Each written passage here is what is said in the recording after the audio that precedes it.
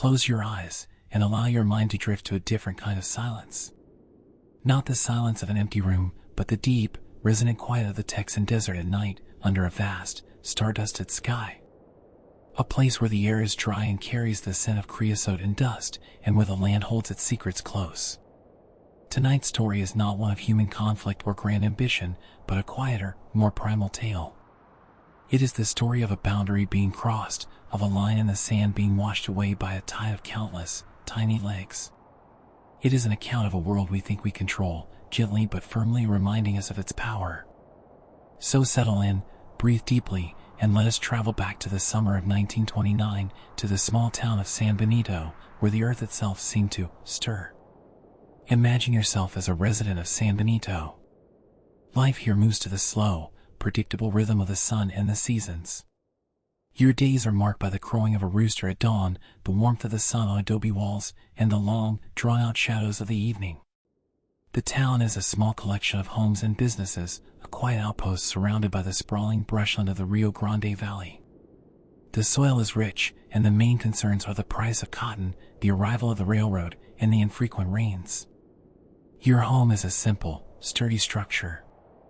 At night, you sleep with the windows open to catch the slight breeze, the sounds of crickets, and the occasional distant howl of a coyote serving as a familiar lullaby.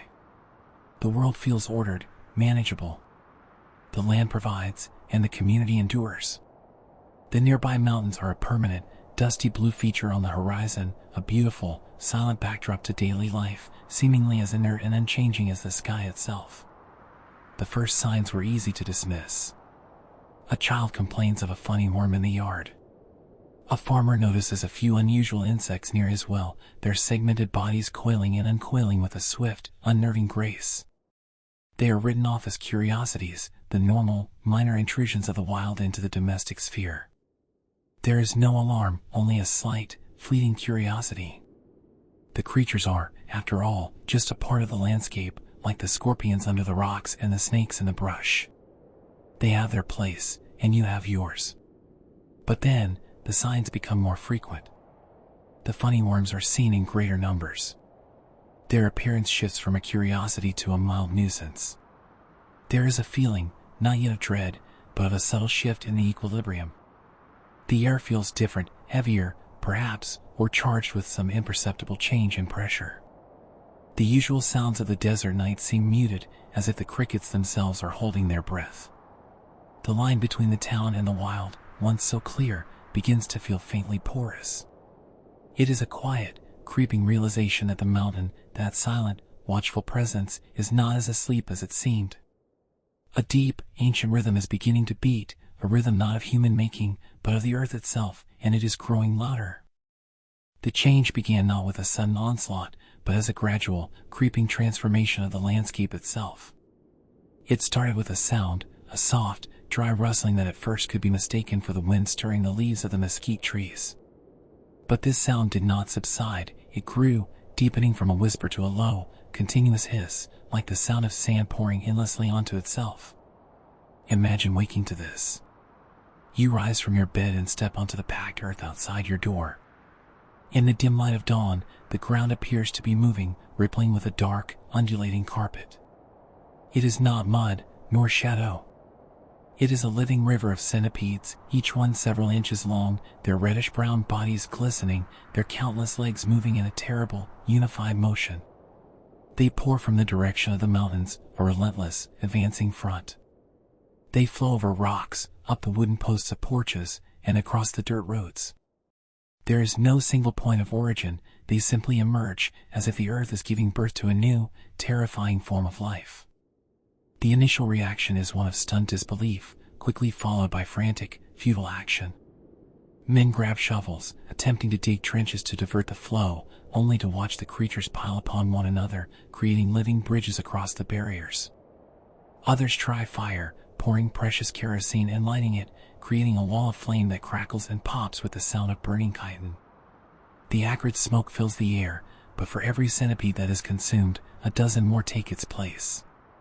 The swarm is endless, an army of millions that feels no fear, acknowledges no obstacle, and possesses a silent, mindless determination. The centipedes do not attack with purpose, but their mere presence is an assault. Their venomous bites, delivered not out of malice but as a reflexive defense, cause searing pain and swelling in the townspeople and their animals. A farmer finds his chickens dead in the coop, not from being eaten, but from the sheer number of bites. A child's cry echoes from a home where a creature has fallen from the ceiling into a crib. The town is under a siege of a kind it could never have conceived, a battle not for land or ideology, but for the very habitability of their homes. The familiar has become alien, every shadow holding a potential for a sharp, venomous pain.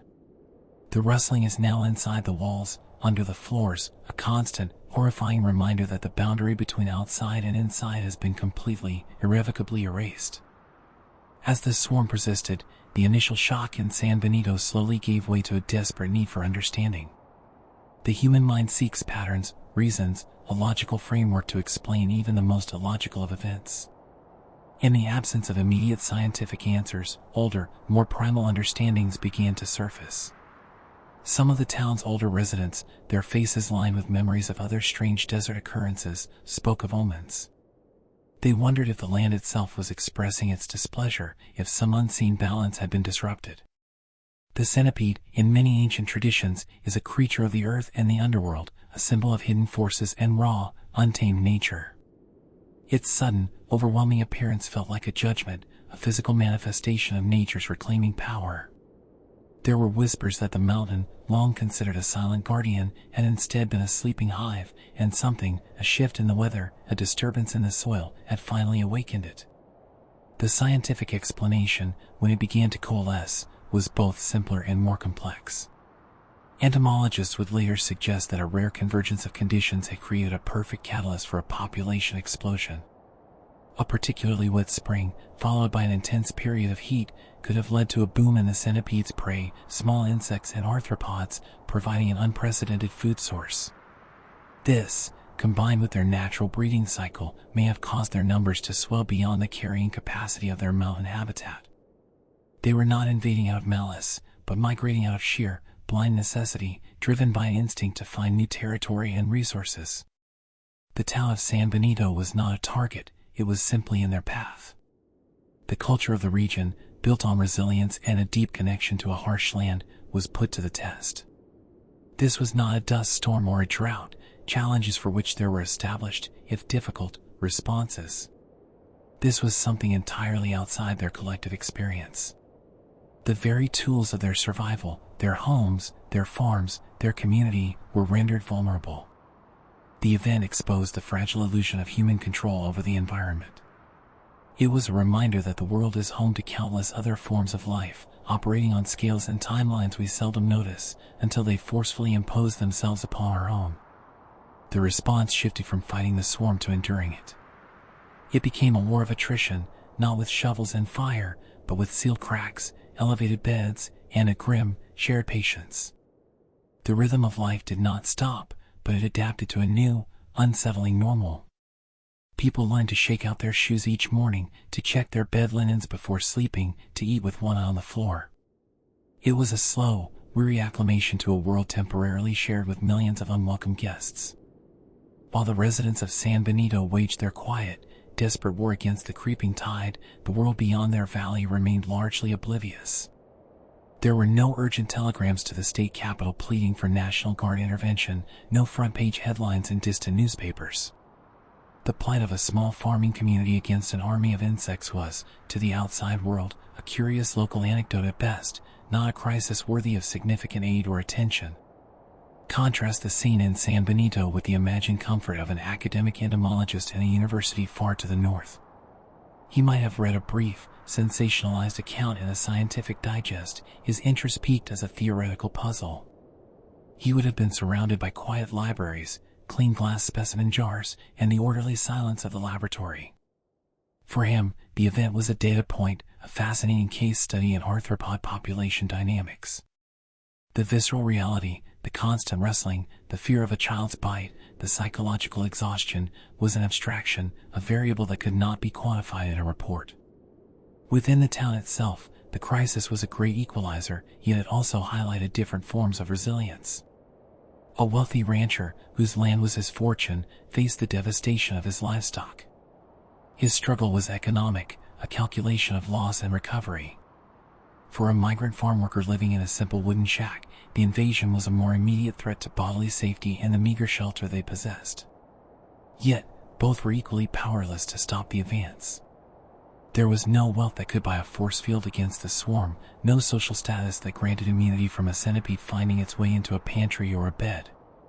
The true division was not between rich and poor within San Benito, but between the town and everywhere else. Life in Houston, in Dallas, in Austin, continued its bustling, industrial pace, completely untouched by the silent, multi-legged emergency unfolding in the southern tip of the state. This isolation deepened the community's ordeal, forging a unique, weary bond among its residents. They were the sole inhabitants of a shared, waking nightmare, a pocket of reality temporarily altered by a force that the rest of the world was privileged to ignore. The centipede swarm, like all things, eventually passed. The population, having expended its explosive energy, either died off or receded back into the hidden spaces of the earth from which it came. The rustling faded, the sightings grew rare, and the familiar sounds of the desert night, the crickets, the wind, returned to their rightful place. San Benito slowly healed. The bites faded, the livestock was replenished, and the rhythms of life regained their familiar pace. But the memory was etched into the town's consciousness, a subtle scar on its identity. It was a reminder that we share our world with ancient, powerful forces that operate on a scale far grander and more indifferent than our own daily concerns. So as you lie in your bed tonight, in the safety and quiet of your own room, listen to the silence. It is a precious thing. There are no rustlings in the walls, no unseen tides gathering at your door. The events of that long ago summer in Texas are just a story now, a strange footnote in history that serves to highlight the profound peace and security of the present moment. Let that peace settle over you now, a gentle blanket of quiet, allowing your mind to grow still and your body to drift into a deep, untroubled sleep. Good night.